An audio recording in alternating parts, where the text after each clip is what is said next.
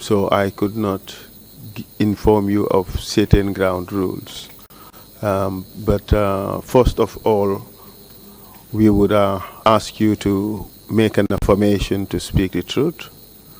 And as we proceed through your testimony, which I would lead through questioning, we would want you to listen carefully to the questions, allow for 3 seconds or a brief pause between our statements so that our speeches would not overlap. And if you do not understand the question, ask me to repeat it. And make sure you speak into the microphone so that we can hear what you have to say. Understood? Yes, I do. And do kindly speak up, please, so that we can hear what you say. Yes, I do. Thank you. And kindly repeat after me. Okay. I state your name. Say I, I. State your name. I, Sulayman Makalo, Hereby affirm hereby affirm that I will speak the truth, that I will speak the truth, the whole truth, the whole truth, and nothing but the truth.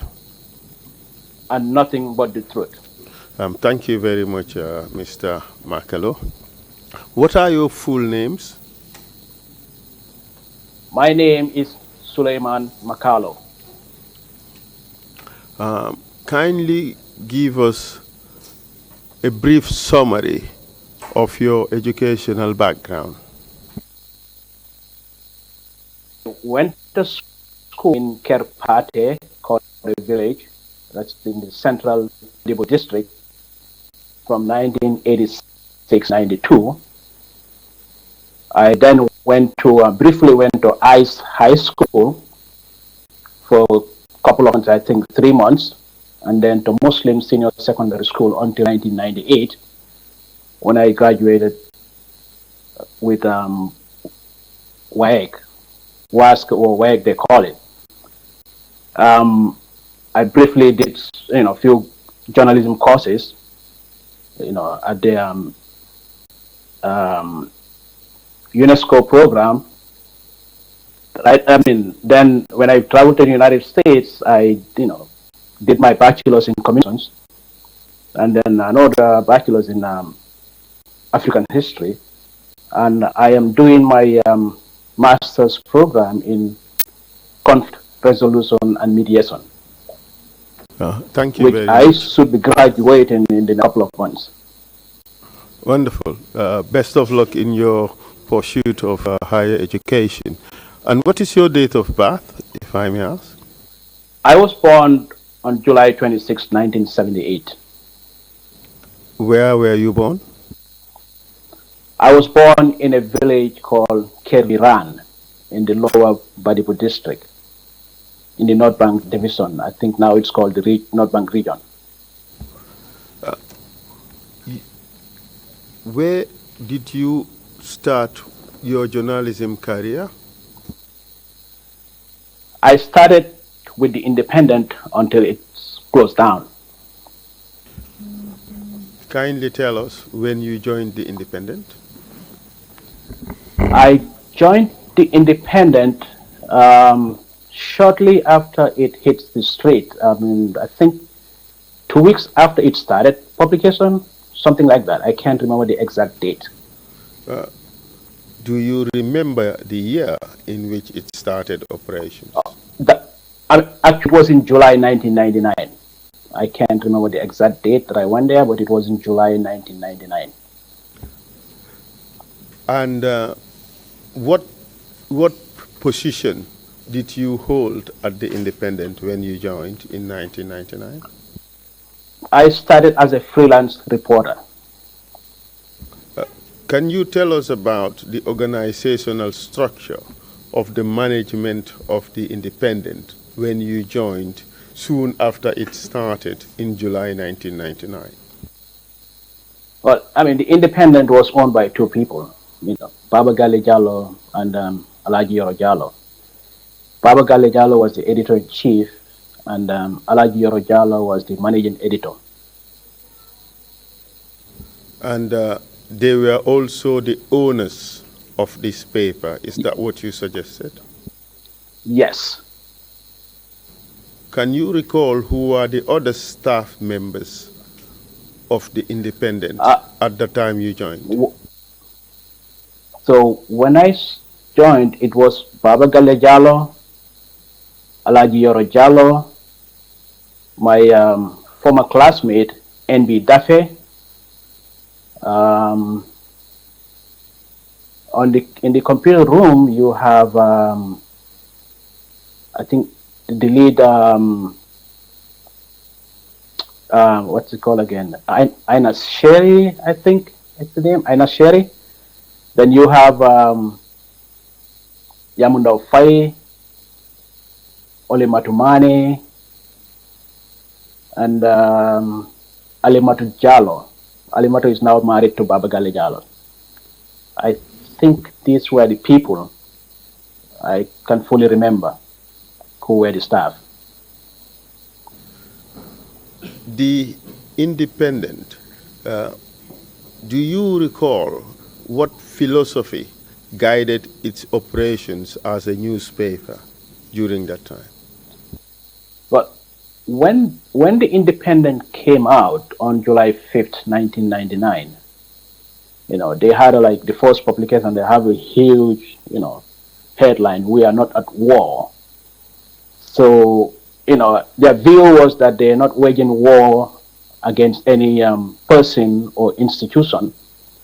And I remember the first editorial, they indicated that, they did not embark on this, on their venture to start a fight, with any person, and that they have no grudge or hidden agenda against anybody. Like any patriotic Gambian, their mission was clear and simple. Like advancing, the cause of our country.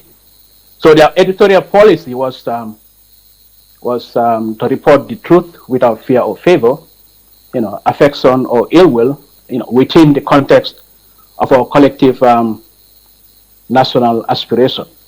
So basically, that was it.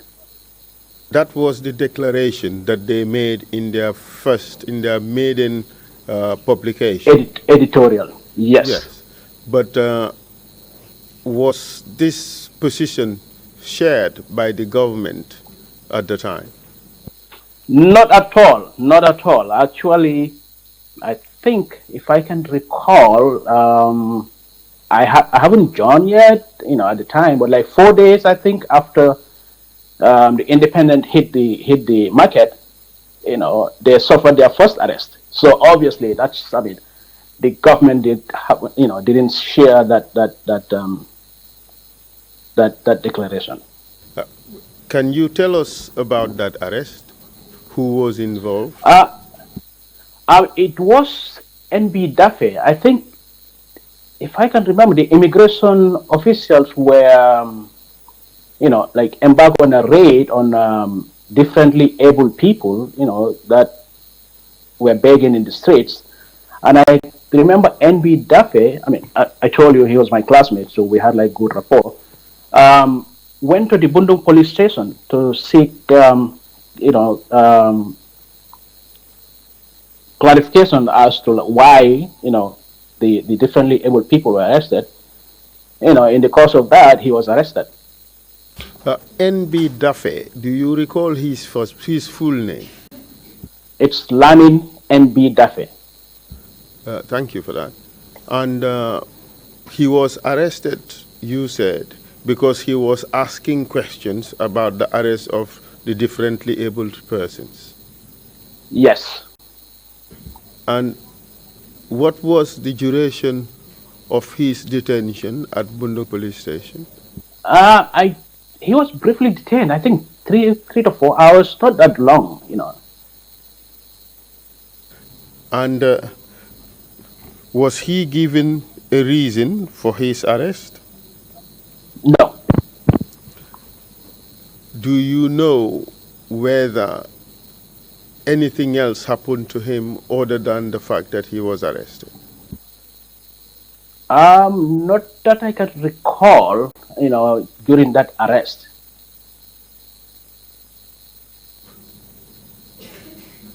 Apart from the fact of his arrest and the fact that he had to explain, excuse me, let me rephrase that question.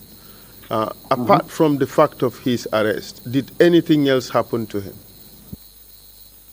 Well, NB suffered series of arrests. I mean, well, not only NB, independent staff suffered series of arrests. But from that arrest, no, not anything that I can recall.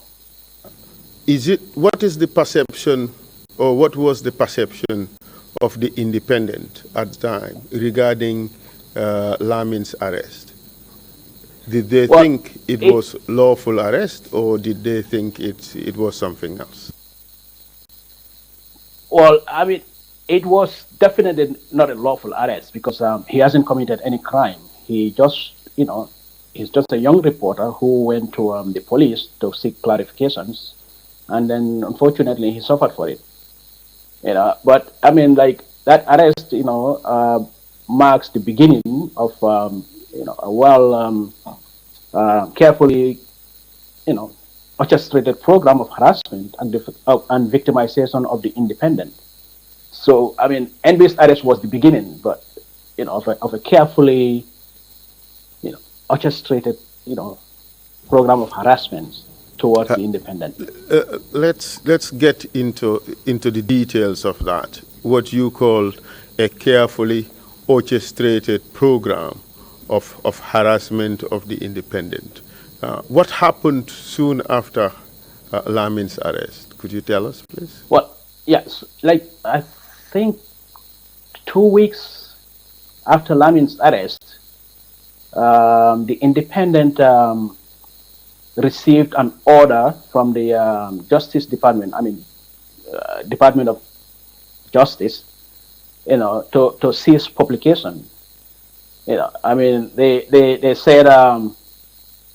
said the paper has failed to register with the Commission of Income Tax, which of course is not true because the managing editor was able to produce, those papers. So it's, that tells you that somebody somewhere is pulling strings to silence the paper at that maiden period. You suggested in your statement that the reason advanced for such an order was that the paper failed to register its business name with the Commissioner for Income Tax. Was that the reason? Yes. And you also suggested that the management of the paper went to the Income Tax Office to regularize that situation by tendering payment of the fees, and that was rejected. Yes. That's the situation. The payment was rejected. Could you tell us why you think it was rejected?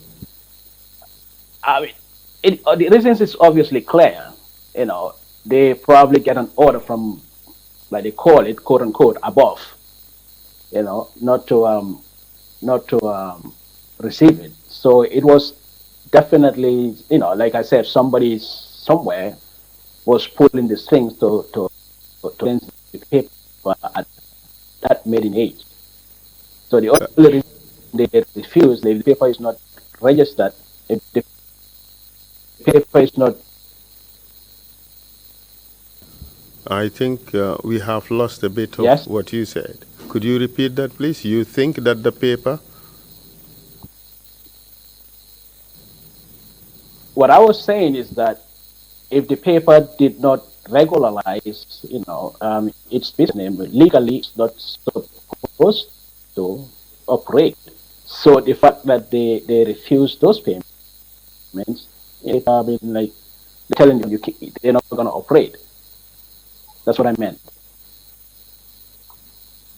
I understand what you said, but you can also understand that journalism should be practiced within a particular legal framework. Do you agree? Can you repeat that, please? I say the trade of journalism should be practiced within a particular regulated legal framework. There has to be laws which govern what is done and how it is to be done, correct? Yes. And your view is that, or the environment was that, there has to be a registration of the business name. Well, I mean, it's first it's a business, and then the journalism part is it's different from it. I'm So talking about the of business. course, we all know legally. I'm referring to the business. Yes, So yes, it a business has to name be ought to regular. have been registered, correct? Yeah, And that was not done. that's what they said. Yes, it wasn't done. But was it true that the business name was not registered? Well, I wasn't, privy to because that I was not part of the management, but the I know the managing editor, you know, tried to regularize it, but they refused payment. That was clear to me. Okay. So your view, therefore, is that the refusal of government at the time to accept regularization of that error was intended to prevent the paper from continuing its operations. That was our belief. And you thought at the time that that was wrong. Yes, And in your book, that was part of the government's strategy of harassing the newspaper and the personnel working there. well, it is. I mean, because the fact that they refused the payment, it's a very clear signal. If a business doesn't regularize, doesn't want to do so, you let the person do so. But the fact that they refused the payment was a signal that you know they don't want the business to operate. But was payment subsequently accepted? Yes, And was the business later regularized? yes. And what happened after that, after the regularization? All the problems are now gone. What happened after that? Actually, probably the beginning of the problems, because that that happened. No, actually, before even like it was, when it's accepted on July 30th, I can July 30th, the NIA raided the offices, the paper. So and arrested. I wasn't at the office then, but Lamin NB Dafe was there. Um, um, Alimatu Jara was there. Yamunda Fai was there, and Olimatu. 4 people were arrested when the NIA raided the paper. That was July 31st. So the independent resuming publication was beginning um, of the paper's problem. Okay. Let's try to get this clear. At what stage did the regularization occur? Did it occur before the raid on 30 July, or did it occur subsequently? Um, so the managing editor went to pay, the payment was rejected. No, the raid happened before the regularization. Okay. So is this the case?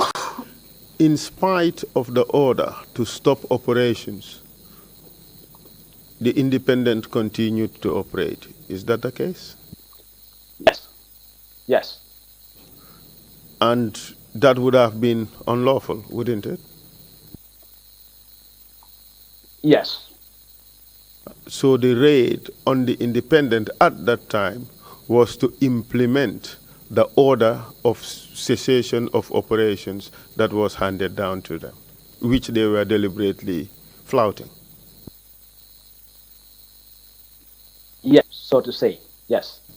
So in your book, would you consider that raid as harassment or legitimate law enforcement? Well, it is harassment because the payment was rejected on July the 27th, and the paper was raided on July 30th. So obviously they have a motive. If not, the payment would have been accepted on the day it was made. But you would still So accept it was that. definitely. Are you done? Would you It was accept? definitely harassment. Okay, in your book it is harassment. We would not argue over the point. I'll just simply leave it and move on. The commission would make its own assessment as to whether this was lawful law enforcement or was it harassment. Because you also have to understand that newspapers, like every other business, would have to operate under a particular legal framework, and that regardless of the importance of what one does, one has to also operate within the framework of the law and not just deliberately foul the law, because you just do not accept a decision that has been made. But that is for some other time. Let's move on. As part of that raid, did anything happen to the senior officers of the independent? Yes. I think a day or two later on, Bale, Alajiro were also arrested. And what happened during that arrest? Well, they were picked up from the office, so and then taken to the NIA for questioning. Well, they spent the night. They were questioned the next day. And just a day before that, on 30, no, 2 days before that, 30 July, the staff of the Independent, Lamin Dafe, Ali Matujara, Ole Matujmane, and Yamunda Fai were arrested. Do you know what happened to them during Yes. that arrest? So the ladies were released hours later. I think 3-4 hours later. But Dafe was kept in custody. And for how long was he kept in custody? Uh, I can't remember for how long. The arrest of Baba Gale and met, he was still in detention when Baba and Alajiro were arrested. Baba and Alaji Yoro were arrested 2 days later, on the Yes, 1st of August. on the 1st of August, yes. Was he still there when Baba was released or not? Uh, they were released together. So they were released on the 2nd. So NB spent like 3-4 days in detention. Good. Do you know whether during that period of detention anything significant happened to them?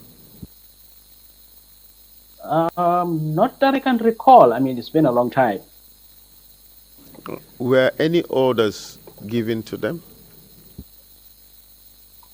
Oh yeah, I think Was anything said to them regarding the publication or the continued publication of the paper?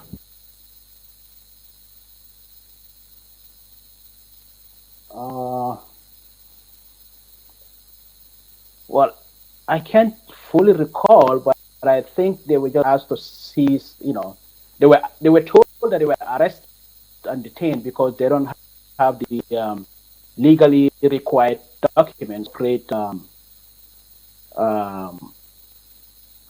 the paper. But unfortunately for them, the editors were able to produce those papers. I think that's what led to their release actually the next day. But So, but they were ordered. let me try They were to jog ordered. your memory here. Let me try to jog your memory here. According to your statement, you indicated that they were asked to report on Tuesday and Wednesday when they were eventually released and asked to desist from publishing the Independent until they cleared their business name registration issue. Do you recall that? Yeah, that's correct. And you went on to say that after waiting for 3 weeks, the Independent was finally given clearance to proceed with registering its business name with the Commissioner for Income Tax and thus resume publication on August 20. Staff members continued to fear, however, that the harassment might resume. Does that represent That's what you correct. said? So it was only after That's three correct. weeks that they were able to regularize the situation. That's correct. But during that hiatus, uh, during that 3 weeks period, did the Independent continue to publish, or it just desisted from publishing and waited until the situation's been regularized? Well, it waited until the situation was regular. And then did anything else happen to the paper for the rest of that year, 1999? Yes, I can't fully remember. I think December that Baba Gale and Baba Gale, Alaji Yoro, and Lamin NB Dafe were arrested. And if I can remember, they reported that Jammeh was got married to some lady in Sintate village, I think. So they were arrested because of that story. But the story, like they didn't specifically say that Jammeh got married. They just asked a question. A new wife for Jammeh. We are question mark. Yes, they were arrested because of Was that. the information conveyed in the paper true, or was it just a question that was thrown to the public?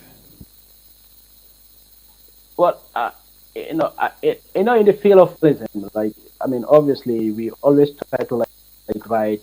I mean, be sure of writing before we put pen on paper. But under those circumstances, I believe they were clarify the information that they got, and they weren't able to. So that's why they put it in a question. Asking just for people to relevant authorities or whoever was concerned to address the issue.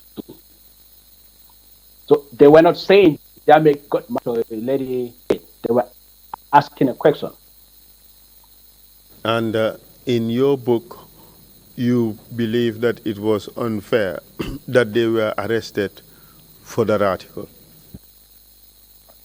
Well, I know for sure they very information. I was there. I they did everything. They tried to get information from almost everybody that is concerned. So it was definitely unfair because tight-lipped on the issue.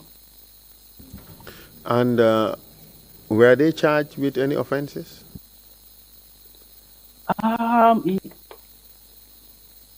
Yes, yes, they were. I can't remember exactly the charges, but yes, Was they it were. libel against the president? I, libel against the, yes.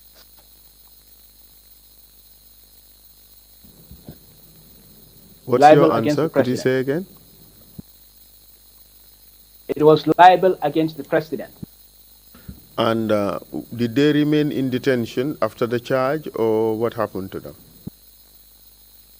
No, they were released on bail. I can't remember exactly. I think it was $10,000 is bail. Released on bail. Okay. And what happened to the charges ultimately? The charges were dropped. Do you know how that decision was taken? Um, I don't know. I mean, but I believe since it's libel, and so the president probably doesn't want to pursue it. In your statement, you suggested that surprisingly, 1 month after the charges were preferred against them, the three journalists were informed on Monday, 24th January 2000, that President Jammeh has decided to drop the libel charges against them. Is that correct? That's correct. So in your statement, you seemed convinced that it was President Jammeh's decision to drop the charges or to have them dropped.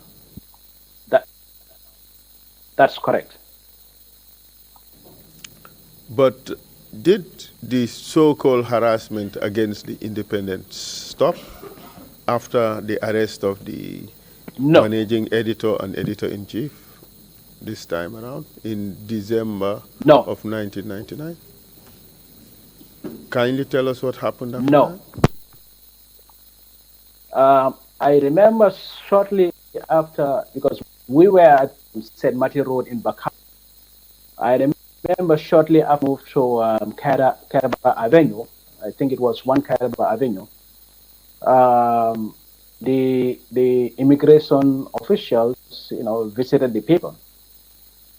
I was in the office that day, and they walked in, trying to question the nationality of the papers editors. That is Baba Galejalo and Alaji Yorojalo. What was the suggestion? What were they being questioned about? They were questioning them about their nationality. They believe they're not they're not Gambians. I know you find it funny, and obviously Baba is light-skinned, but to suggest that he's not Gambian is something else. And so how did you at the Independent receive that information at the time? I mean, it was just another strategy of harassing them. I mean, obviously, you know, we all know Baba and Yoro are Gambians. I mean, like their fathers were born in the Gambia. Do So you that know was how they just managed to get out of that situation? repeat that. Do you know how Baba and Alaji Yoro were able to get out of that situation? Well, they had to produce their identification, national identity. So they had to Which produce papers which to I mean, prove their nationality. yes. And this event happened, do you recall the date? It's sometime in 2000. Early, mid, or late 2000? It was mid. I think it was in June. Okay. Thank you, So, thank you, yeah, thank you sometime in very June much. 2000. Okay, thank you very much. But soon after that, did anything else happen to the paper? Soon after the visit demanding proof of the citizenship of Baba and Alaji Yoro. Did anything else happen to the paper? Yes, I mean, shortly after that, shortly after this, the first anniversary, I think it was in July.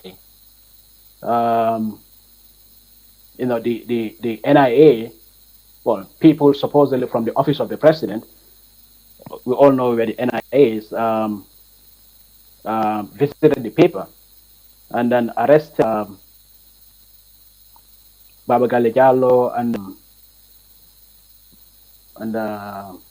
Alaji Mbai. Who is this Alaji Mbai you So referring to? Alaji Mbai was a reporter with the Independent.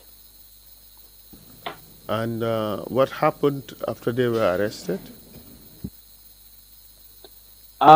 Were taken to the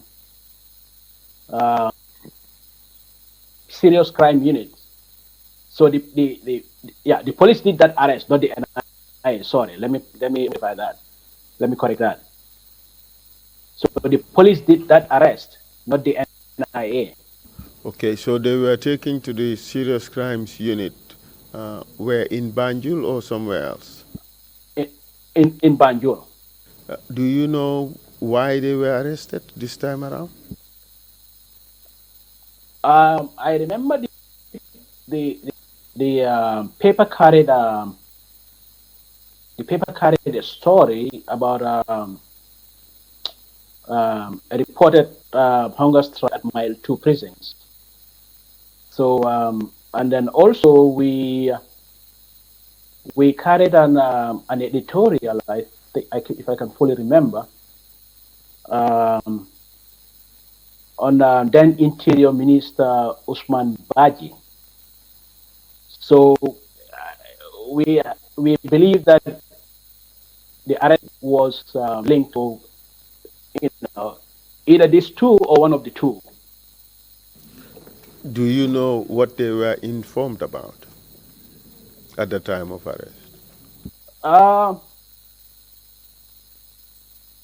I I don't recall now. I mean, yeah, this is a long time ago. But do you know whether they were charged with any offenses? Uh,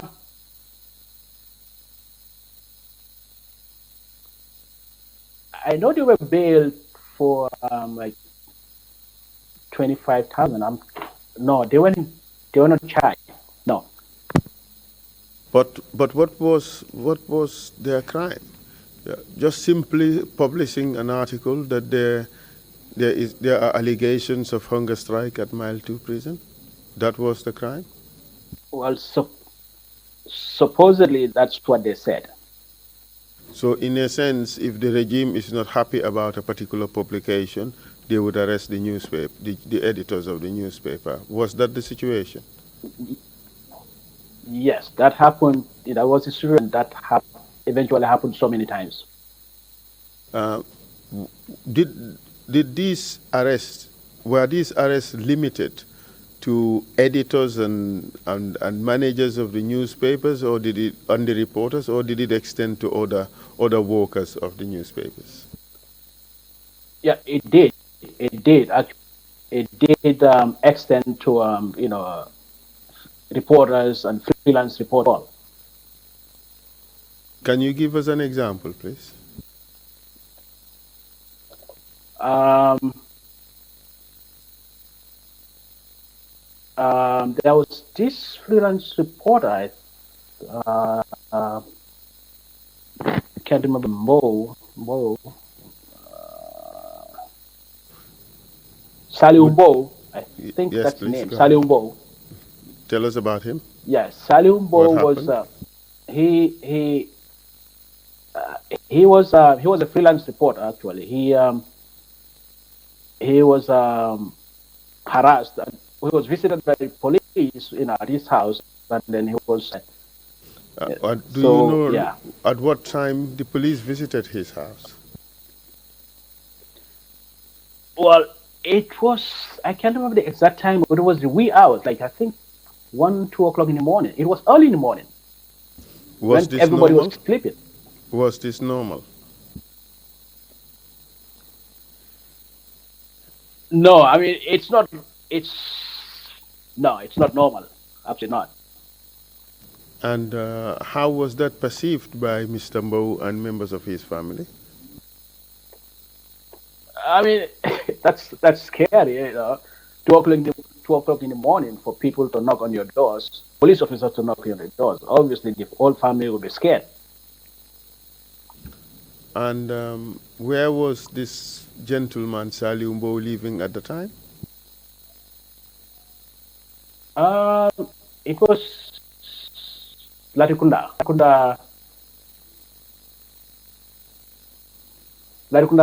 Sabiji. I think that's what Larikunda Sabiji is towards Pirkama, right? Yes. But what did they Larikunda do? Sabiji.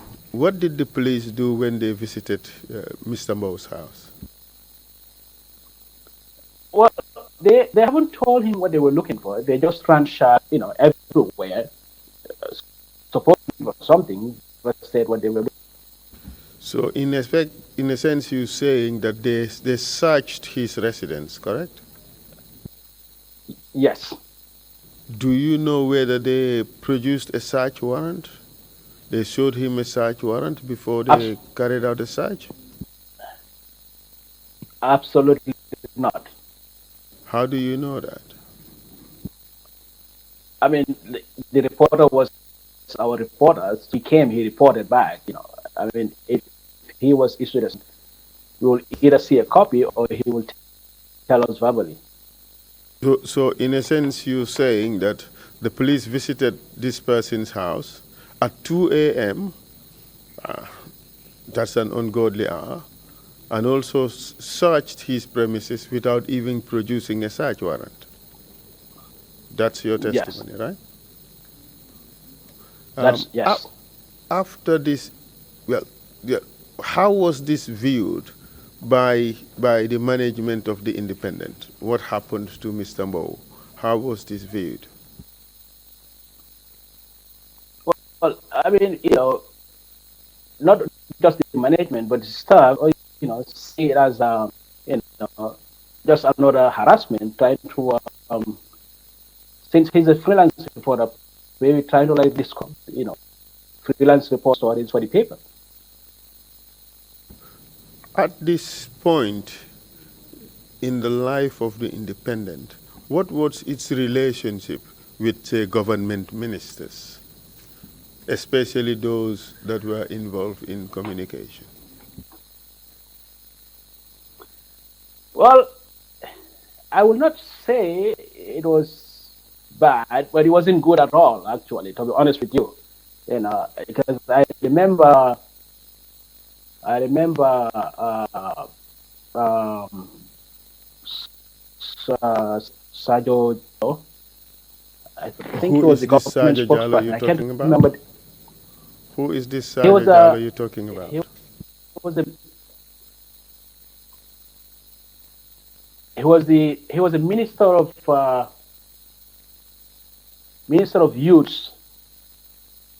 sports, youth and sports, and he was also the chairman of the government. They call it a government spokesperson committee, whatever that means. And then what But happened?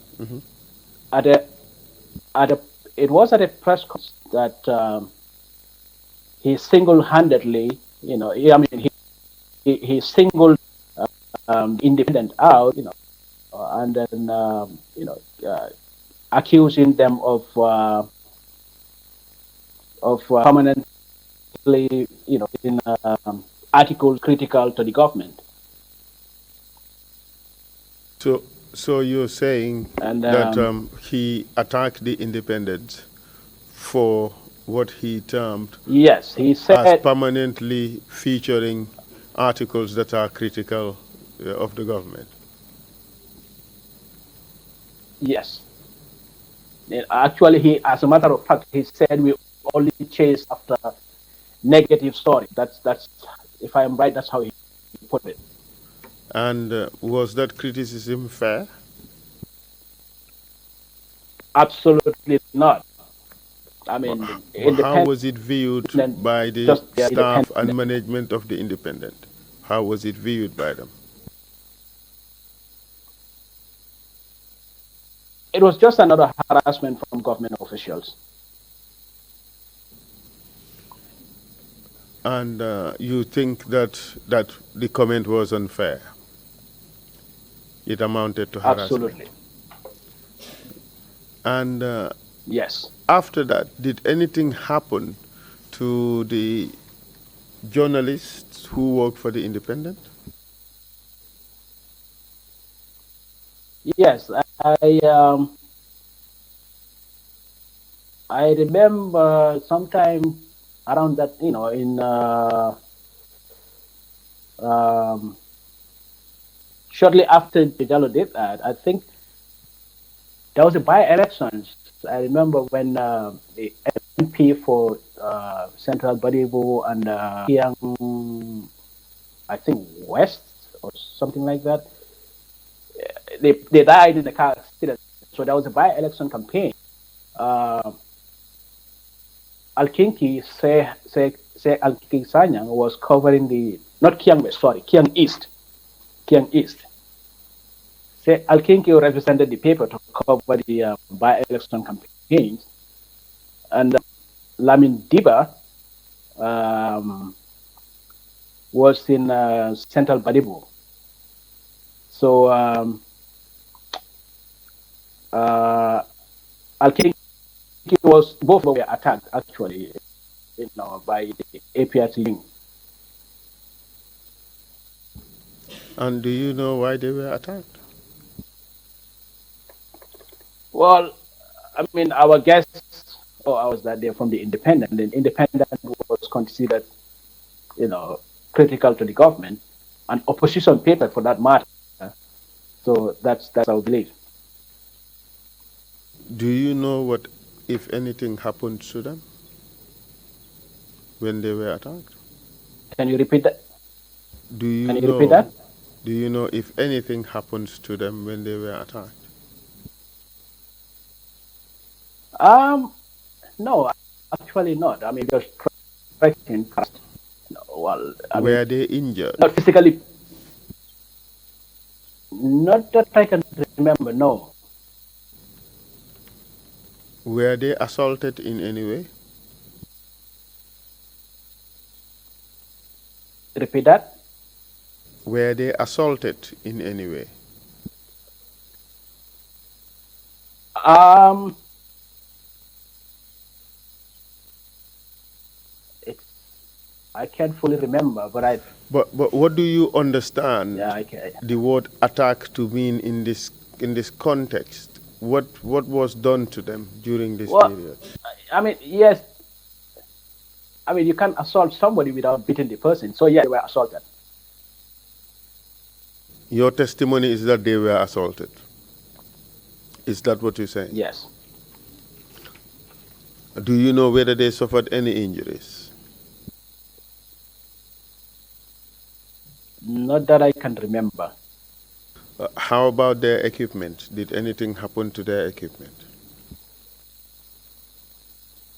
Um, to be honest with you, I can't remember. Yeah. I know this is a No, long I can't. time ago. This incident happened in March 2001, correct? Yes, it's a long time. Uh, Soon after that, there was another incident involving an independent journalist at the military barracks. Do you recall that? Yes, I do. Kindly tell us about it.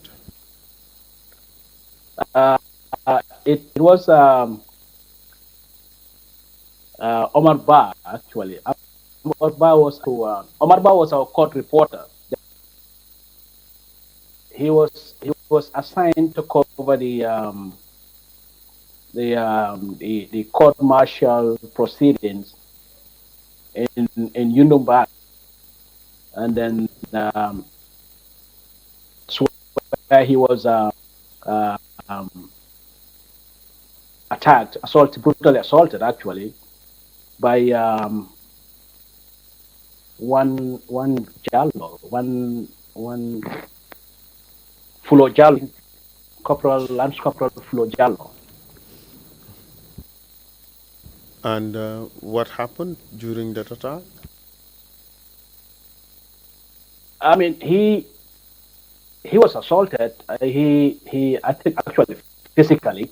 I think his notebook and recorders were seized, and then him.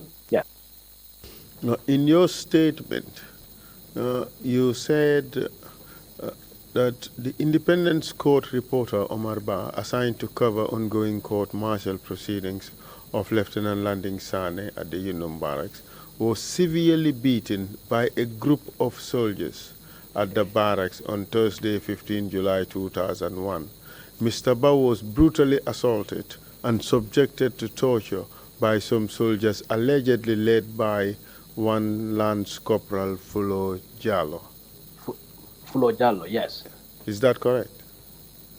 That's correct.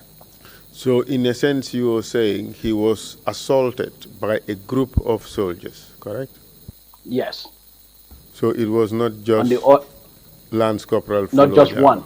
not just one person, but several other people, right? Yes. You said Yes. he was also tortured. Could you explain what this torture entailed, if you know? Well, after he was attacked, he was detained for several hours.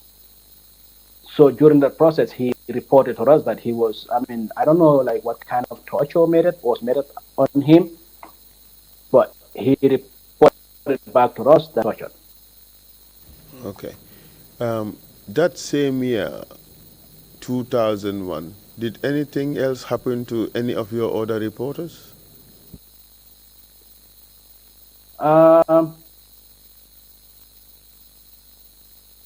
Do you know a person called Alaji Mbai? I know you mentioned him before.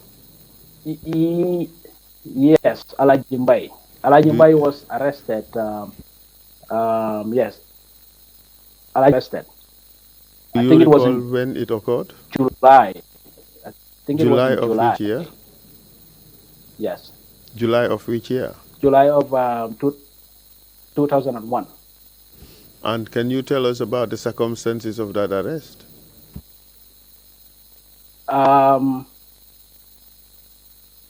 So I can't fully remember, but I think it was a story to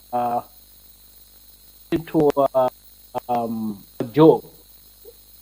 Job was then the majority leader of the National Assembly. So I can't fully remember the story, but I know it's a story related to Baba Job. Let me just jog your memory a bit. In your statement, you indicated that on 18 July 2001, Bai was invited for questioning regarding a story published in The Independent on May 9, July 2001, in which an ex-APRC militant vowed to expose the majority leader at the National Assembly, Baba Job, in an international court. Yes, that's correct. So the issue was about the activities of the majority leader, Mr. Baba Job, which were to be exposed in an international court. Yes. And can you tell us where the arrest was conducted? Bayu was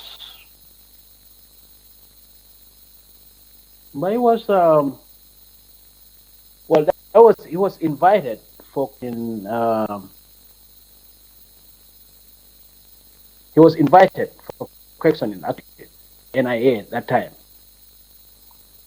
Okay, and then but he wasn't picked up. He was invited. Okay.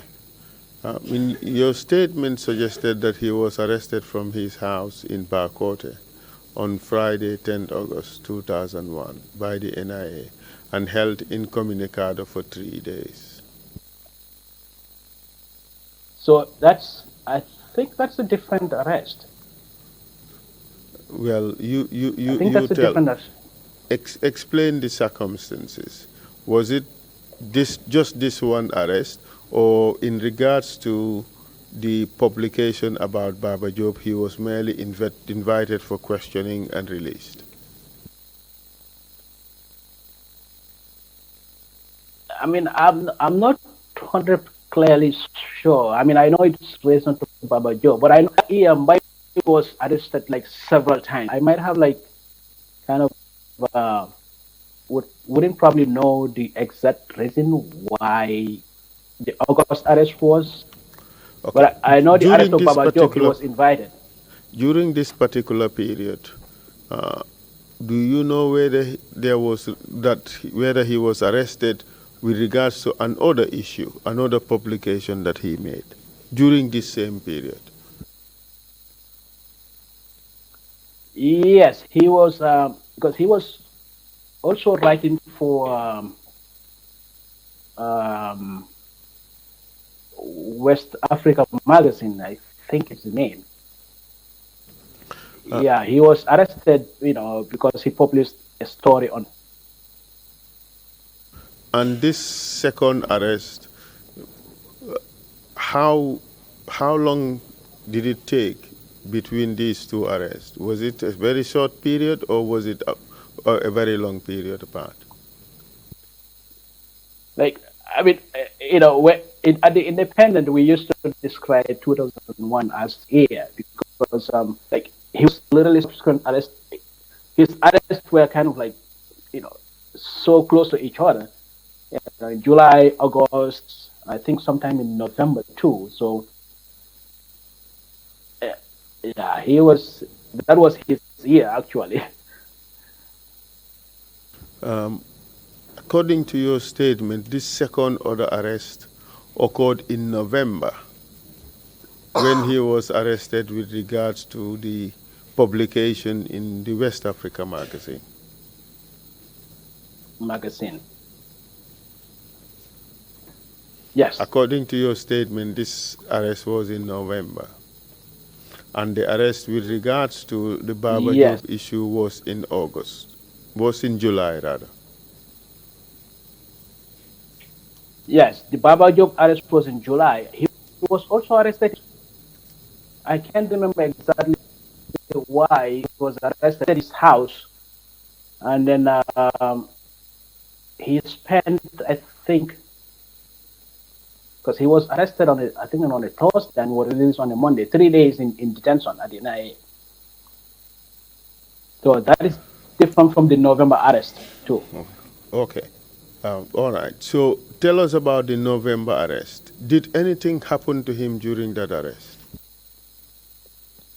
So the November arrest, that was the publication that a story that he filed for West Africa magazine, and he was detained for a week.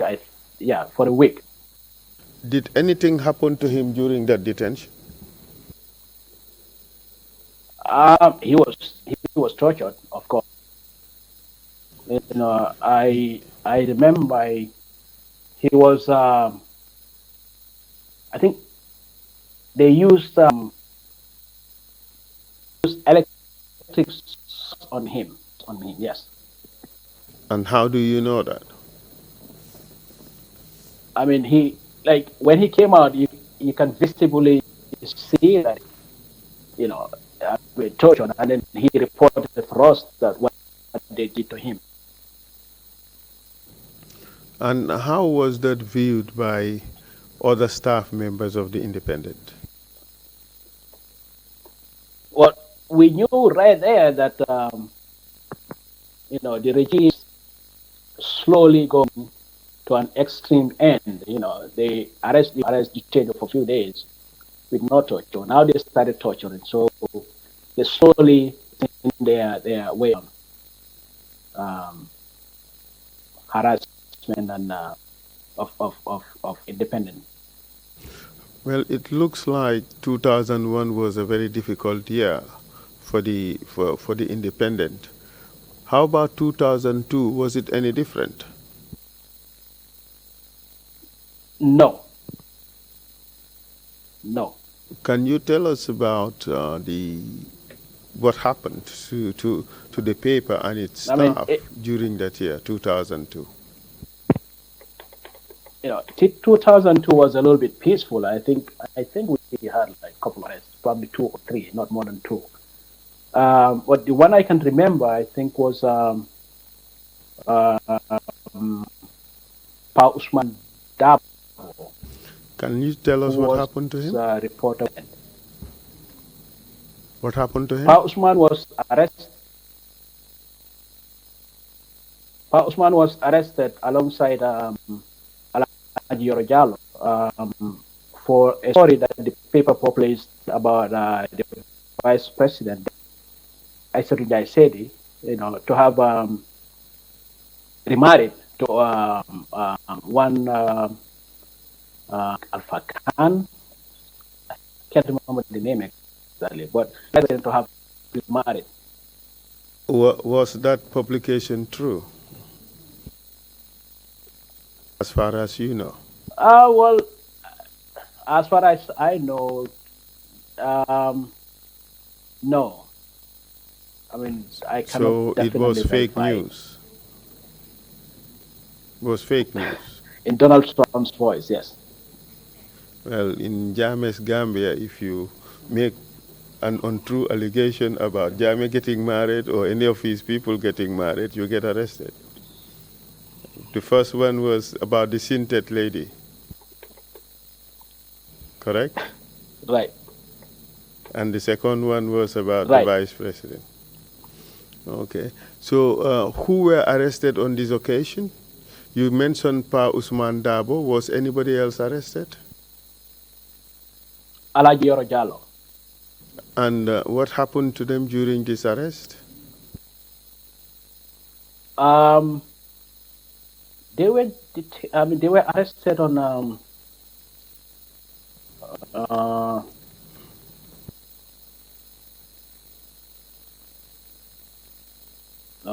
I can't remember exactly. May I but I know it was in August. Yes. Yes, please. Okay. 3rd August, according to your statement. Do you recall that? Yeah, but Paus. Yes, 3rd August. Yes, because the publication I think was on the 2nd. And what happened to them subsequent to the arrest? So they were detained.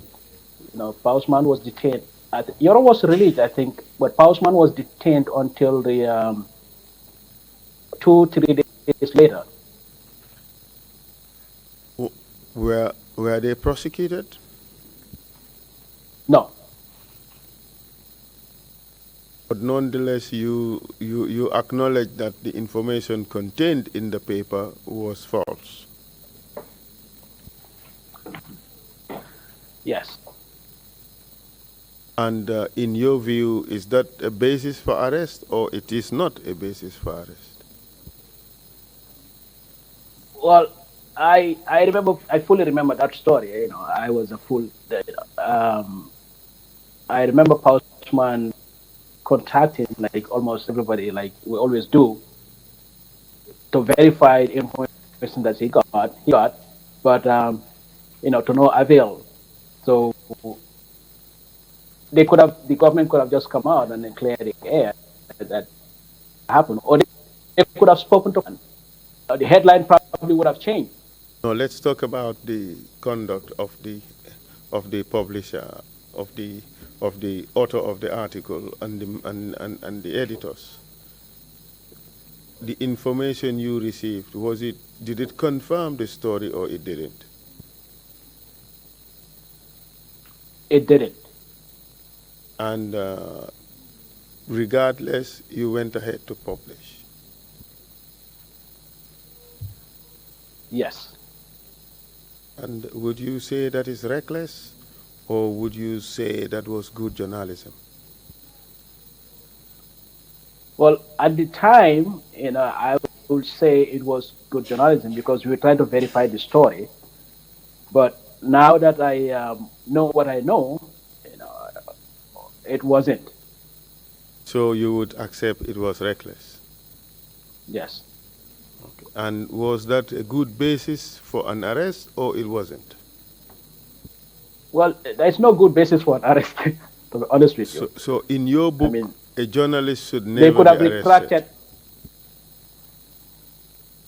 No, I mean, if somebody did something wrong, they could have, could be arrested, obviously. So But they recklessly could, publishing an article that is not true is no basis for an arrest. um, it is. So in hindsight, you are suggesting that the police acted properly, the NIA for that matter. Yes. Okay.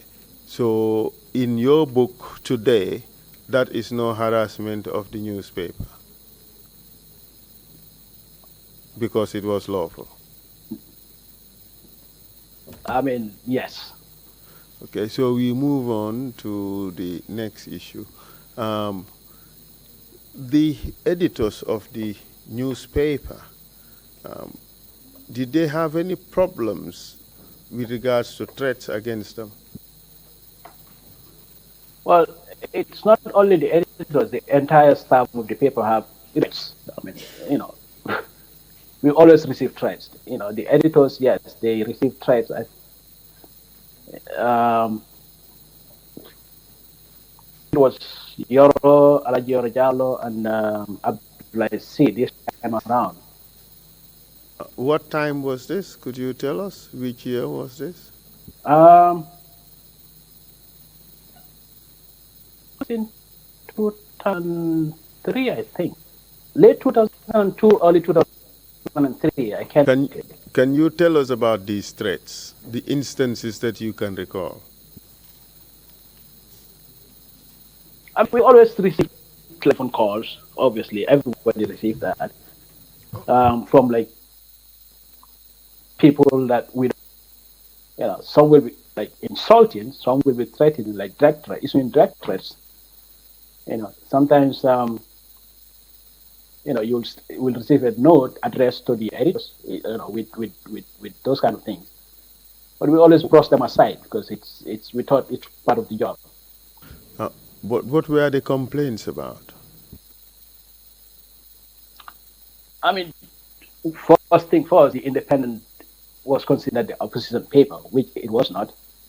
And then they said we always report about negatively about the government, which I don't agree to. So basically, these are the things. So, and who would be these people who would call the staff of the Independent and make these threats? Well, we had received like so many calls of that nature. I think this particular one, I think the callers, refer to himself as Sekou. Sekou, yeah, just Sekou. Did the caller identify the place where he worked or the interest that he represented? No, it's just say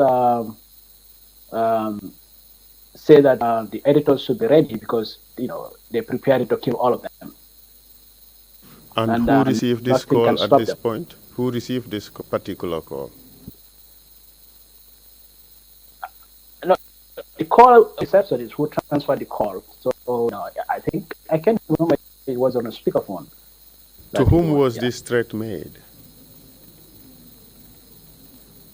Abdullah C was the editor in chief, and Alaji Yoro was still the managing editor. So the threat was Abdullah Yoro. But did the caller give an indication as to why he wanted these two people dead? I can't remember fully. This is too a long time. I can't remember that. In your statement, you indicated that the caller hinted that they have the support of very influential Gambians who, according to him, feel rightly bitter about reports featured by this paper that he that had cast aspersions on their persons. Do you recall saying that to the investigators? That's correct. Is that the reason why they wanted the editors dead? Well, that's what the caller said. I mean, but eventually, I mean, the main reason is probably they just want to silence them. And what's the situation with the paper subsequently? Did they stop criticizing the government as was requested in the complaints, or did they continue scrutinizing the activities of the government?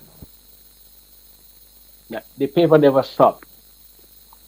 And in 2003, did anything happen to the managing editor, Alaji Yorojalo? Yes.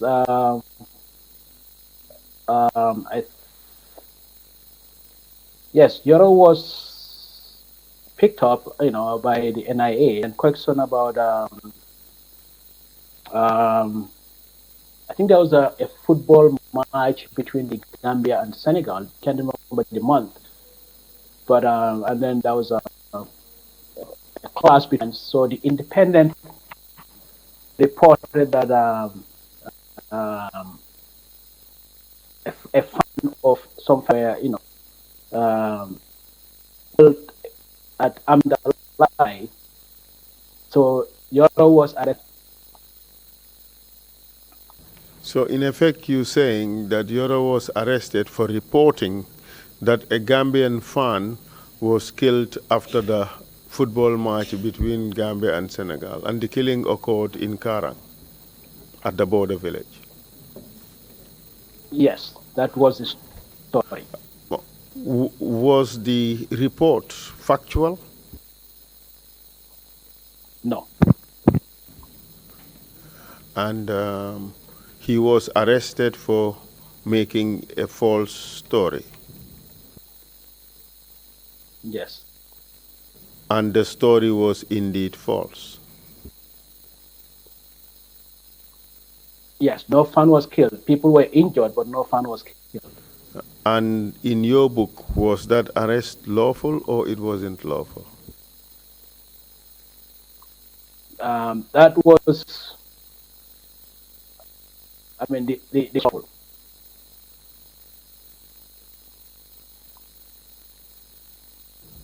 Hello, can you hear me, Mr. Witness? Yes, yes, it was lawful. So this one is no harassment, according to your book? No. So we proceed on to the next incident that you describe. The Independent, was it at any point in time visited by groups of people who came there to threaten the staff members?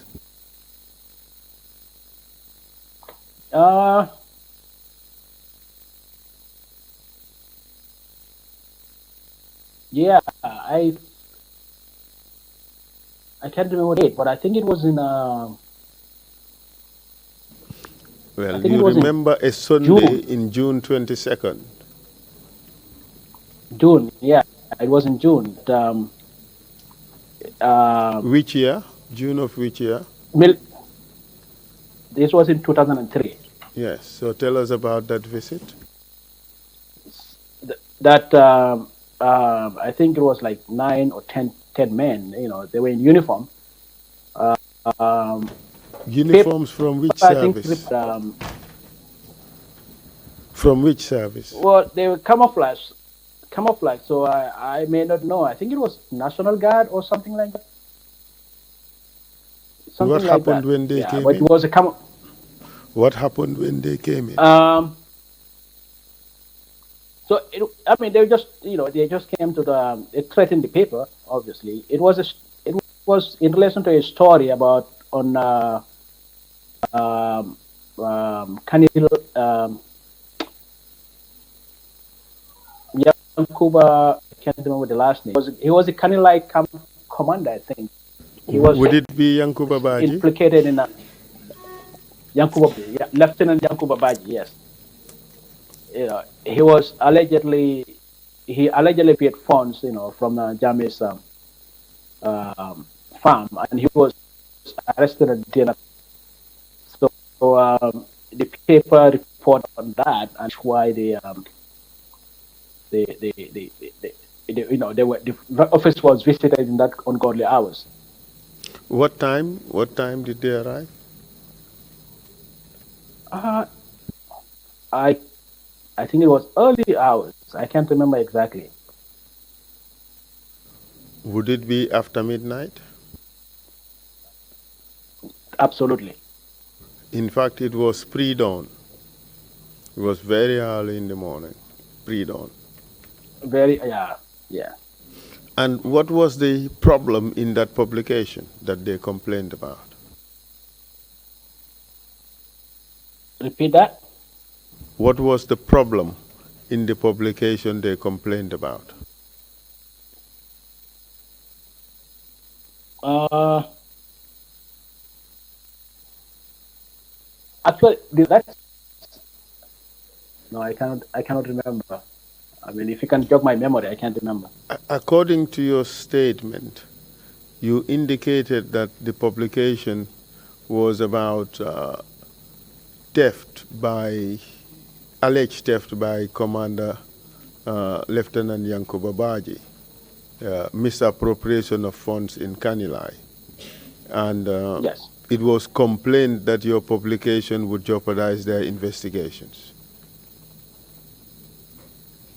Was that the reason? yes. But on this particular I mean, occasion, that's did you hear anything from one of the NIA directors? yes. There's this drama. Uh, Drama.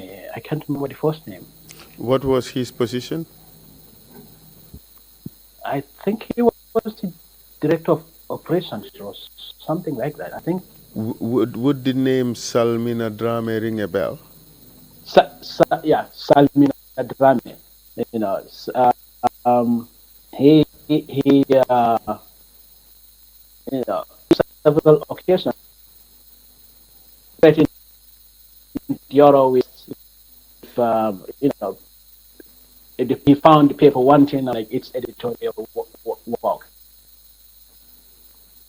Could you repeat that, please? He threatened on several occasions,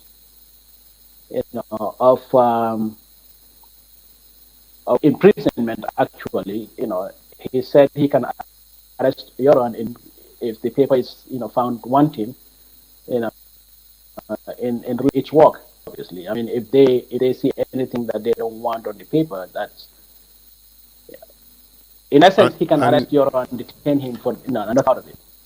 so you are saying that the director of operations of the NIA at the time, Mr. Salmina Drame, threatened Alaji Yoro that he'd be arrested and imprisoned if he made publications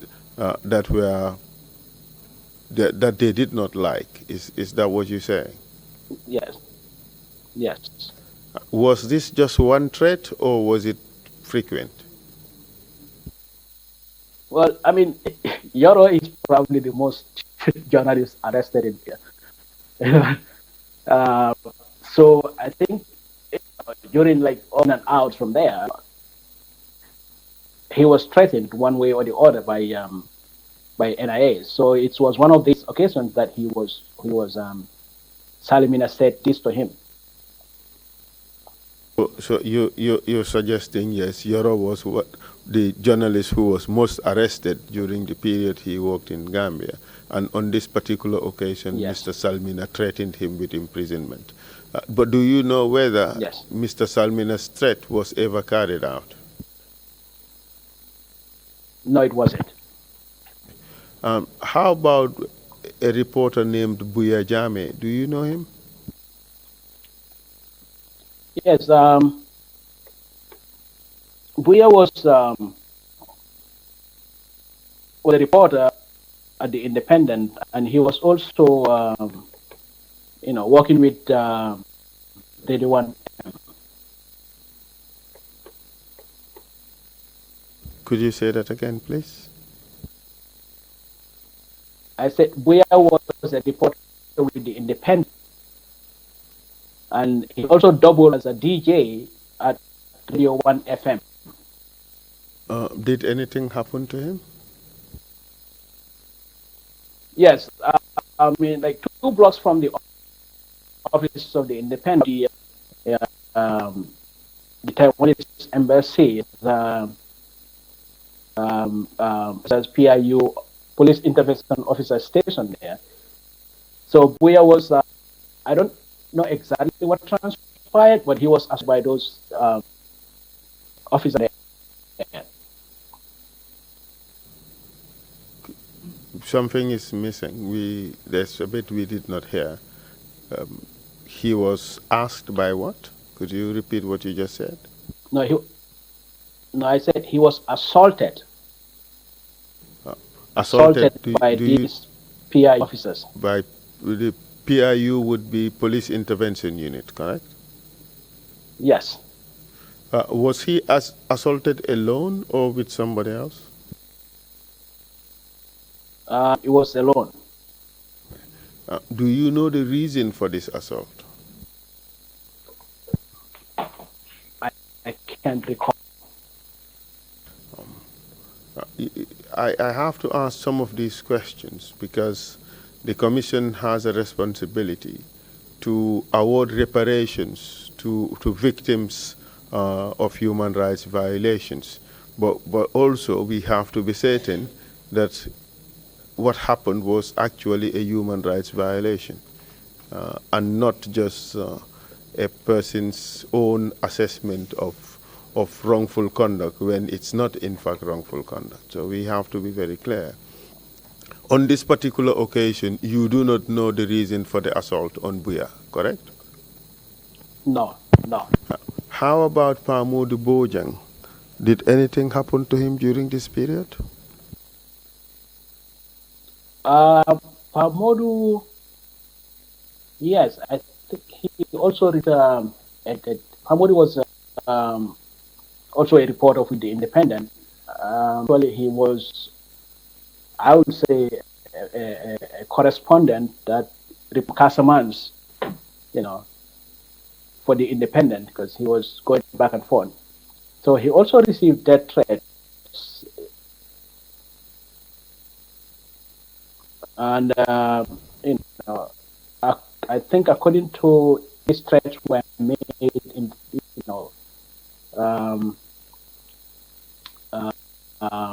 sense of police or something like that. I can't fully remember exactly. It's a long time. But as far as you know, he wasn't assaulted, he wasn't arrested. Yes. Now let's talk about Fatou Jaumane. Did anything happen to any members of your staff in relation to Fatou Jaumane? I remember we published an article, Fatou Jau. I still remember the headline, under the microscope. We published that sometime in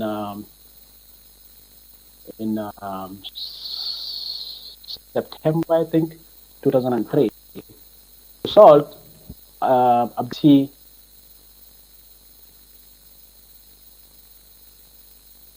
Abdullah C, the editor-in-chief, was arrested. But why was he arrested? For publishing an article with the headlines Jame under the microscope? Yes, I mean the article I cannot fully remember now, but quite critical of Jame and the way he was handling the affairs of the state. And what happened to Mr. C during that arrest? C was detained for, I think 3 days, because he was arrested, I think, today, and he spent the entire weekend there and got released Monday or Tuesday. So yes. How about Fatu Jaumane? Did anything happen to her? No, Fatu was in the then. Could you say again? He was in the United States then. But the government found that article offensive. Is that the position? Yes. Did anything eventually happen to Fatu Jaumane? Fatu was eventually arrested. I can't remember the year though, but I know she was arrested when she visited Gambia. And then she was even charged, if I can remember. And what was the basis of her arrest when she visited Gambia, as far as you know? I remember the basis of her arrest with you. Would you say that her articles that were critical of Jame had anything to do with it?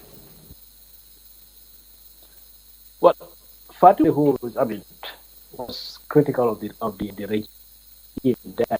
I mean, she wrote several articles that are critical, not only but you know, so those articles might have. You're breaking, Mr. Witness. We haven't heard some of what you just said. Could you repeat your statement, please? Could you repeat your answer?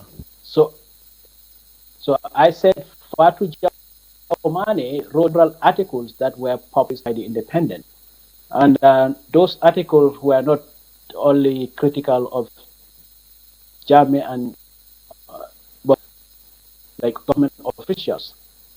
I remember she even categorized one of the officials then as if Gambia was to be called by the Chinese, that would be the first person to speak Chinese and name names. But he was very critical of Jame and his regime.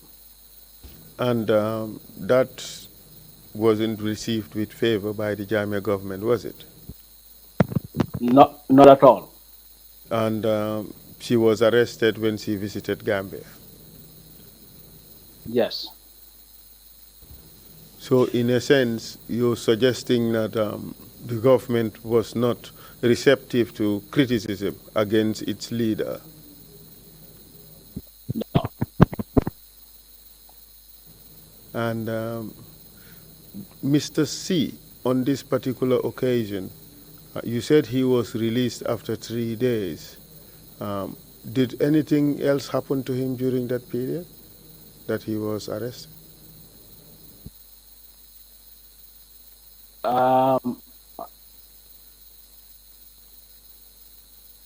Do you know whether he was tortured? My memory, I can't. Do you know whether he was tortured?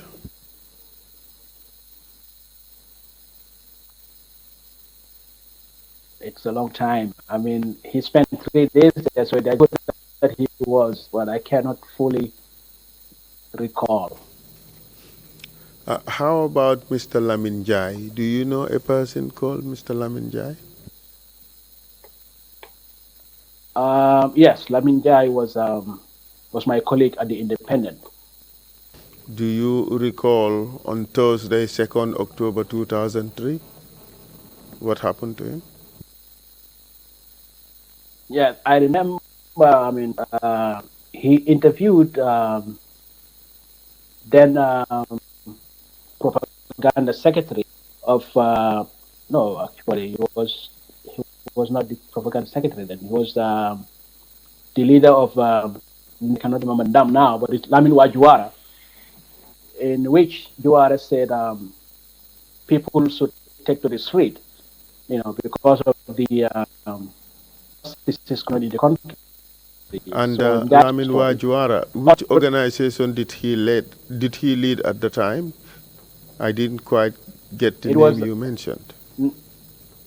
Ndam. It was a national Democratic Action Movement, if I'm right. That was his part. Okay. And what did he say in that interview? He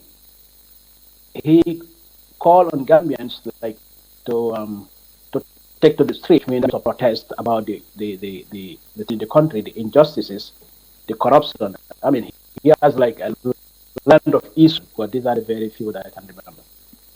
Okay. And that article was an interview, right, with Wajuara, and that published on the Yes, Independent. And what happened to him yes. after the publication? Juara was arrested and charged for, I think, sedition, something like that. He was even sentenced to like 6 months, if I'm right. How about Lamin Jai, the journalist? Njai was just questioned, and I remember he used him as a witness too. Was his questioning viewed as wrong by the Independent? Yes. And what was wrong about it? I mean, he was just a reporter doing his job. They could have just gone for the person that said the things, not the reporter that reported it.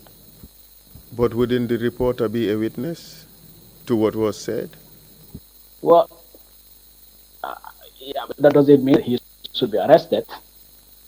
You said he was questioned. Question, yeah. So one can be questioned without being arrested, correct? Well, I mean, in the Gambia, then, like, if they invite you and you don't show up, they come and pick you up. So it's not like So you're so it voluntarily wasn't going. voluntary. He had to It accept. He wasn't had to voluntary. go. That's your suggestion, Yes. and that was a problem for the Yes. journalists. Okay. That was a And problem. subsequently, how did that case end up? You said Wajuara was sentenced to 6 months. Did Njai play any role in that trial? He was used as a witness. He was quite a hostile witness, to be quite honest with you. Oh, okay. He was hostile to the case of the state. Okay. And Yeah. how about Pa Malik Seka? Did anything happen to him after this incident involving Lamin Jai? Pamalik, yeah, Pamalik. Call any I members remember of your he. your your your your your paper having altercations and problems with councillors, APRC councillors in Banjul. Yes, I mean, Pamalik was harassed. I think he was attending a meeting or whatever. How So, was he harassed? Could you explain that? I think his tape record was smart. Yes, it was seized from him, and then it was destroyed. So his property was destroyed, correct? Yes, Did yes. he go to the police? Did he report the matter to the police?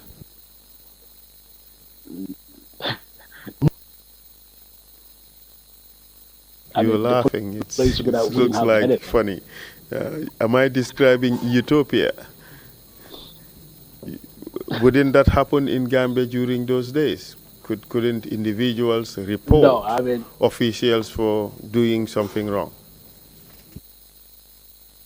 absolutely not. I mean, because nothing is going to come out of it. So as a result of that belief, no report was made to the police. No.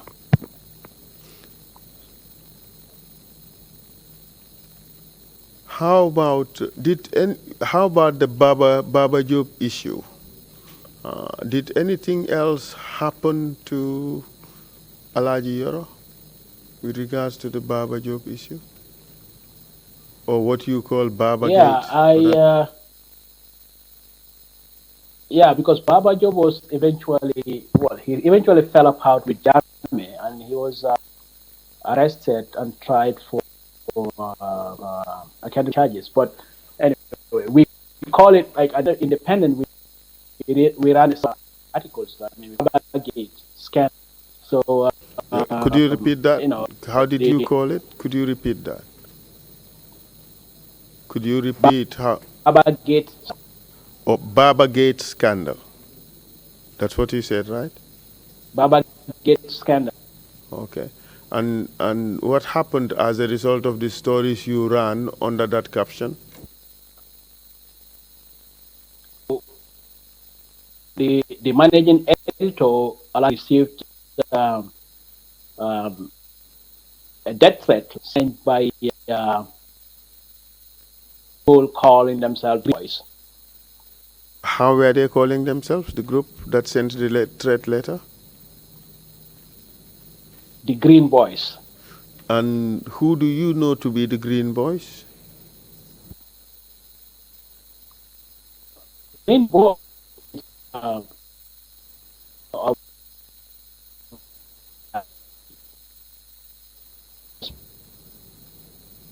We didn't get that. Could you repeat that? Who are the Green Boys? I said the Green Boys, the Green were the youth of the Trrc. They were So led by trained. the Green Boys were who? Baba Job Was the youth wing of the APRC, you said, and they were led by who? Baba Job, you said. Baba Job, yes. And what was their problem this time around? I think they were not happy about the independence constant reporting. Well, not only reporting, but reminding people who Baba Job was. So they were not happy that Baba Job is constantly featured by. At this particular point in time, were the Green Boys supporting Baba Job, or were they supporting the government, or were they supporting both at this time? Well, it's obvious the people that sent the letter were supporting Baba Job. I mean, I may not be the entire group, but the letter were definitely supporting Baba Job. At this time, was Baba Job still with the government, or he has fallen apart with the government? At this time, he has fallen apart with the government. So the threat was sent by the Green Boys in support of Baba Job. Yes. How about Sana Kamara? Did anything happen to him at this point in time? Yes, Sana. I remember Sana. I think it was the opening of the National Assembly. He went to cover that opening. When the security officers realized where he's from, they barred him from They barred him from what? entering the National Assembly building. Do you know whether he had all the credentials necessary to gain him entry? Yes. Why was he barred from entering? I mean, because obviously when you go, you identify yourself. So when he identified himself as a reporter from the Independent, they don't let him in.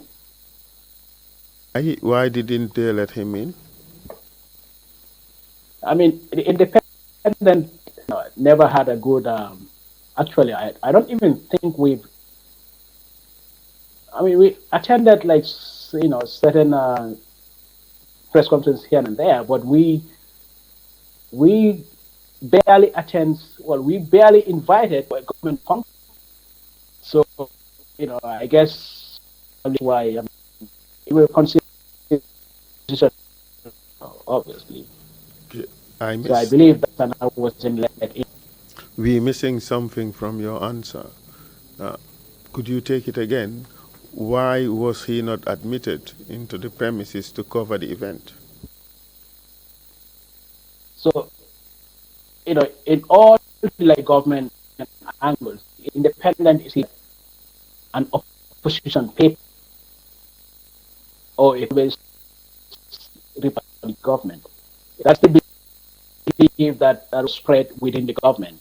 So Sana identified himself the paper, they didn't let him in So in a because he's sense, from your the theory is independent. that, well, because the Independent was viewed as opposition paper or critical of government, its reporters were not admitted into government functions. Yes. They don't That's even your get position. invited. That's your position. They're not invited, they're not allowed in. Yes. And you believe that was unfair. It was. Which other papers were allowed into government functions at this time? I mean, I was not there, but Observer was invited. So your suggestion is that Observer would receive a treatment that was different from the Independent. Observer would receive a more favorable treatment. Absolutely. Okay. So let's Absolutely. proceed. Did anything significant happen to the Independent in 2004? Yes. Sometime, sometime in April, the offices of the Independent was attacked. It was fire bombed, and I think the electric socket and part of the doors were damaged.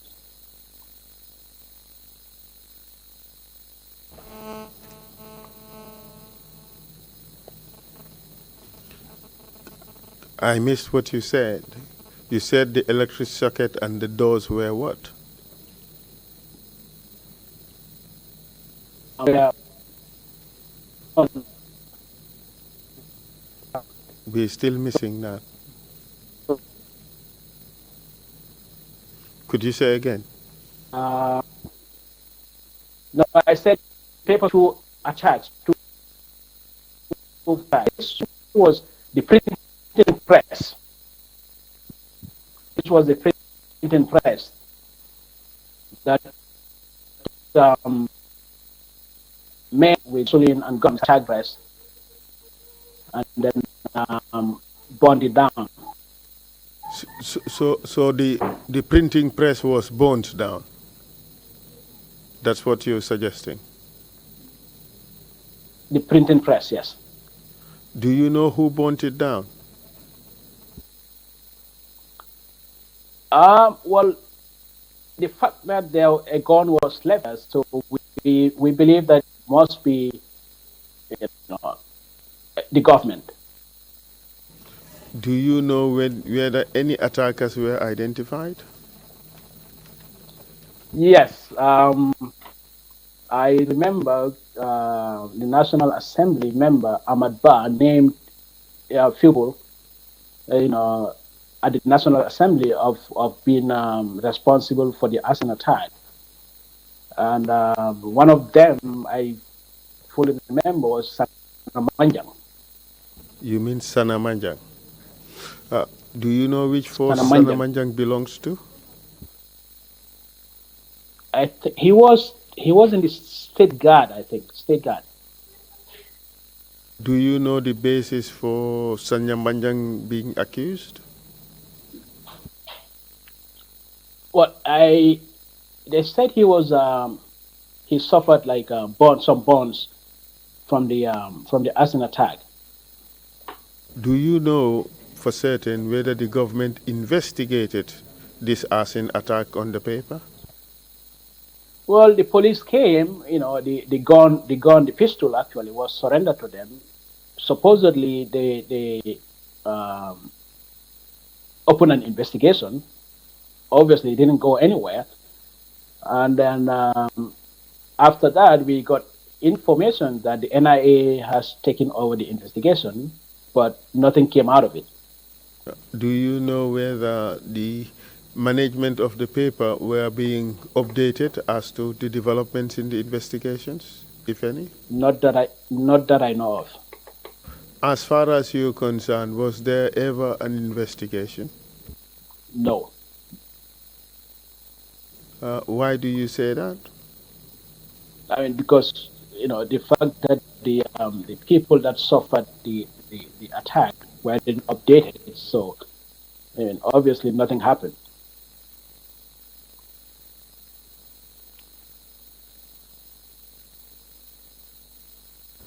Was it just one arson attack on the paper, or was there a subsequent one? There was a subsequent one. Can you tell us about that?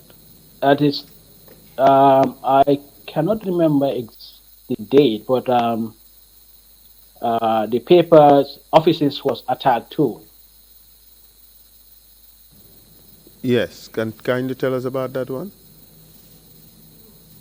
That one, like they came at night, and then also with gasoline. Obviously, they burnt the they couldn't get into the office, so they burnt the electric socket and part of the door. But before much damage was done, the neighbors were aware of it, and then they left. And did the independents suffer any further attacks of that nature, arson? No, it was only two arsons, the printing press and the offices, that I can remember. And that did not stop the independent from operating, did it? I mean, briefly, but they came back. At a point, did the independents share the same printing facility with the Observer? I was not part of the printing department, so I don't know. I can't remember. Did there come a time when the Observer had to inform the independent that they would not be sharing the same printing facilities anymore? Yes, yes, you're right. Yes, yes. And how did you receive that decision? How was it viewed by staff of the I independent? mean, you know, we knew this was from the like personnel themselves. Was, um,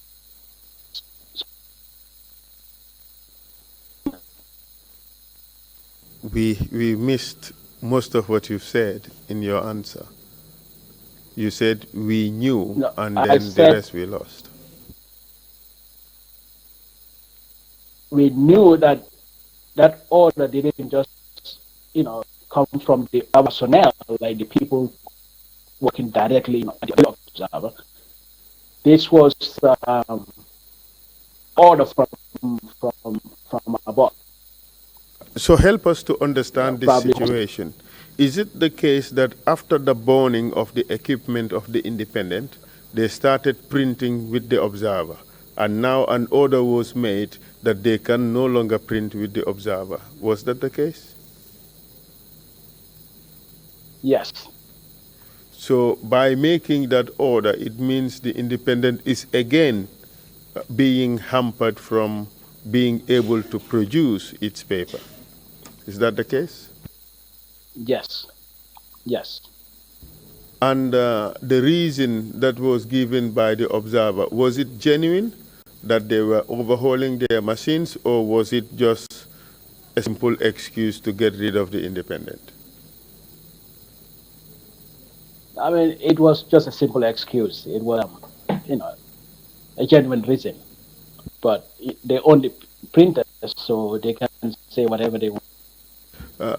Mr. Witness, we have run over the time by 6 minutes, so I want us to go through what we have left very quickly, and I hope we should be able to finish in about 10 minutes at the most. With your indulgence, Mr. Chair, I'll proceed. Pamodu Seka, at this time in 2005, did anything happen to him while he was working for the Independent in Jara Soma? Yes. I remember it was in sometime in October. So Pamodu was somebody who always the provinces, for storing them to the Independent. So in one of these, occasions, he was detained at Jarasoma by the immigration um, office. And for how long was he detained? By the immigration officers at Jarasoma. For how long was he detained? He had a couple of hours, 3 to 4, I think, if I'm right. So he was detained very briefly. Yes. And then subsequently released, correct? Yes. Yes. And is there a problem with that as far as the journalists are concerned? I mean, of course, because he hasn't done anything wrong. Was he arrested in connection with his work or in connection with something else? Well, I'm not sure the reason for his arrest, but he was. So it's not clear to you the reason for his arrest? No. All you know is that he was a journalist and he was arrested and detained for a few hours. That's all you know, correct? Yes. Okay. Yes. Let's move on to Mr. Musa Sedikan. Did he have any problems in relation to his activities outside Gambia, as far as you know? Yes, Musa attended. I think it was an editors forum in South Africa, and then he had a chance of meeting then South African President Thabo Mbeki. Had a conversation in Mbeki about the Hydra, urging About Mbeki who? to About kind of who? like put former South African President Thabo. So he urged Mbeki to put some pressure on the government of Yahya Jammeh. To do what? To investigate the death of. And then the death of he who? also. The death of who? Data Hydra, the Point newspaper editor, then Point newspaper editor. And he also made mention the king of the West African nationalist, Thabo Mbeki. So when he came to an interview to, if I'm right, and then he was arrested because of that. Was he the only person arrested on this occasion? Yes. Yes. How about the staff? Were they arrested with him? No, this was the arrest of Musa in relation to what I just said was in October. I am talking about Mahdi. Sorry, you're right. Oh, Mahdi. The editor-in-chief, Musa Sedikan, during his arrest, was he the only person arrested or was he arrested together with others?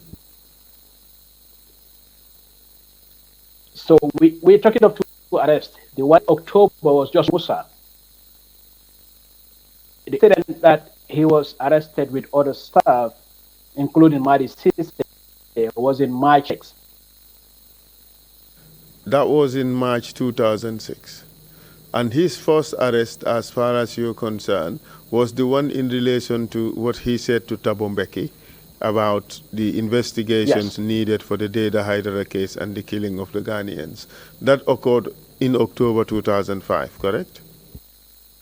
Yes, But he was yes, subsequently released with regards to that particular arrest, correct?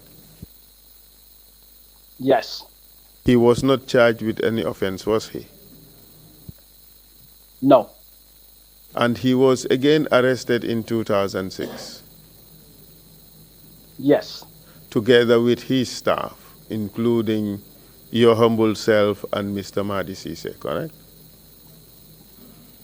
yes. But what was this arrest about?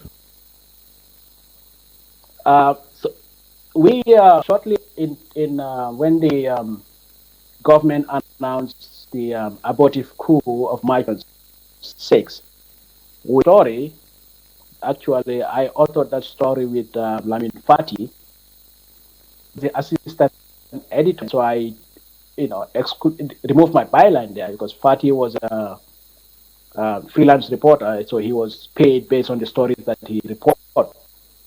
So it was only Fati's name who was featured, but I authored that story with Fati. So we erroneously reported that Sambaba, the then I think it was Interior Minister, was arrested.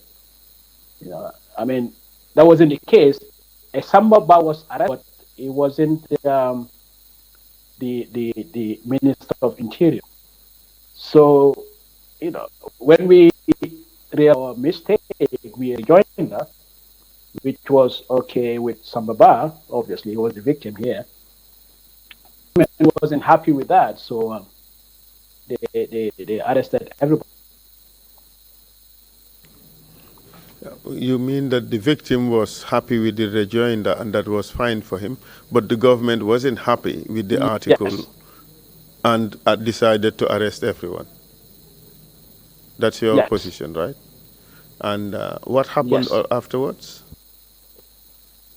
So Musa was arrested late at night because I was home when his wife called me to tell me that Musa was picked up from his house. And then, I immediately called Demba Ali Jao, to inform about Musa's arrest. Next day, office, because I was Musa's assistant, take charge of the paper because I knew he was arrested.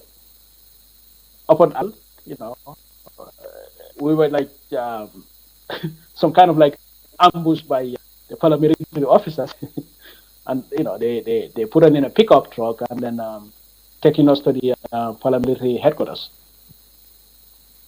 And for how long were you So detained there? Proceed, please. upon arrival upon arrival at the paramilitary headquarters, we my deceased staff there. So we were briefly questioned. I think we spent like at least 2 hours, nothing less. We were all released except for Madi, who was eventually transported to Banjul. Did anything else happen to him? Yes, Madi and Musa were detained, in at the police headquarters. They were there for like for almost 3 days, and then they were eventually to the NIA. Was any one of them prosecuted? They were tortured at the NIA, but they were never prosecuted. How do you know they were tortured? I mean, first of all, I have to apologize to the family, for not telling them the truth at the time, you know, but even when they were in detention, I knew what they do, but I could not just tell the family, what their fate were. But when they came out, the obvious was that they were tortured, and there were visible marks on their body that shows that they were tortured. So, did they tell you they were tortured? Yes, But that aside, you also saw visible marks of lacerations or injuries on their bodies. yes. And Actually, Musa's hand was broken twice. So as a result of that, you concluded that they were tortured? Yes. Okay. Okay. And did you continue to work for the Independent after this event? No, the Independent never opened since that day. It was shut down.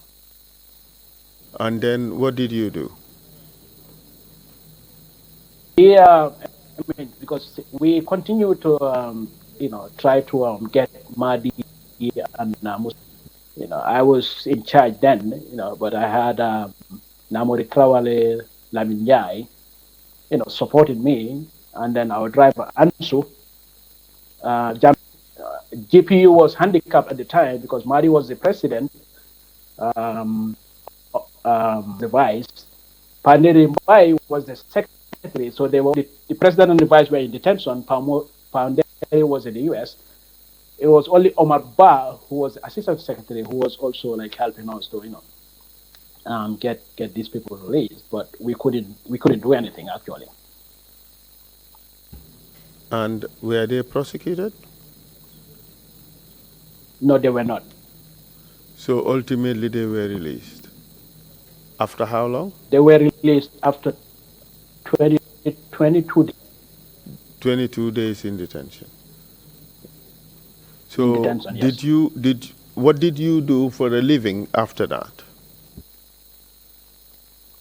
Well, I wasn't doing anything, to be honest with you. In June 2006, did Until, you join any uh, other printing press? Any other printing house? yes, I there's this new publication that came up. It's the Daily Express, I think. I can't remember the name fully. Daily Express, I think. And then they approached me to edit the paper for them. We only had we only did one publication, to be quite honest, and then that publication was coincided with the opening of the AU summit. So because it's our maiden publication, so we gave it out free of charge. We didn't sell it. Um, on that publication, we reproduced a press release by the um, human rights organization on the continent because um, they were bad, from having a forum, I think, if I can remember, in the Gambia. So they wrote a very powerful press release describing Gambia as the hotspots I think we are having a journalism relay in the country. of the statements you're making. Could you stop a moment and repeat what you just said? So what I was saying is that we I think we're having a reproduced. technical problem. We,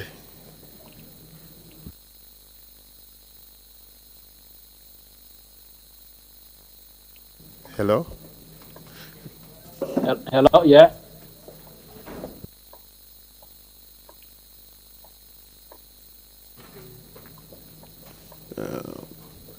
The OV, the technicians at the van, could you kindly help us, please? We're having a problem.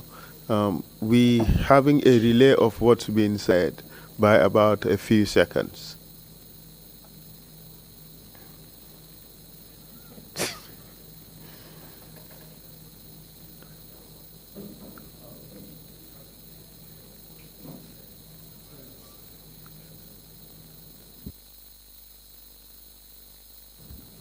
Hello? Yes, I can hear you. Good. So let's start again. You said after the maiden issue of the Daily Express. Yes. So we reproduced a press release by the Network of African Freedom of Expression, Mr. Chair, I think we're having a problem. What's being said is coming back after about 3 seconds. And so it's not like things are happening. Well, they are happening contemporaneously, but they are coming back. So we have to stop to get them to sort this problem out. I have only about 2 issues really to clear with this witness. Maybe perhaps this is one occasion wherein we just take the statement of the witness and leave it at that, because the witness has an appointment he has to attend to. We are almost at the tail end of things, and we should be able to accept what is contained in his statement and leave it at that. But I'm in your hands, and then we take it from there. Thank you, Counsel. That's a very sensible suggestion, and we wouldn't want to keep the witness here. Thank you very much indeed, and my apologies that you had to get up very early in the morning to prepare for this testimony. But you did wonders, and wish you all the best with your appointment and your statement. If you can include some concluding remarks in your statement to the council, that would be very helpful indeed. But again, thank you so much, and my apologies about the technical problems, as well as making you get up very early in the morning. We will come back in 1 hour's time. That's about 3:30, we resume. Mr. Witness, did you hear what the chairman just said? Yes, I did. He heard me. Thank you very much, Mr. Witness. Thank you very much indeed, and again, Mr. Makalo, wish you all the best. Meeting is adjourned. We'll come back at 3:30.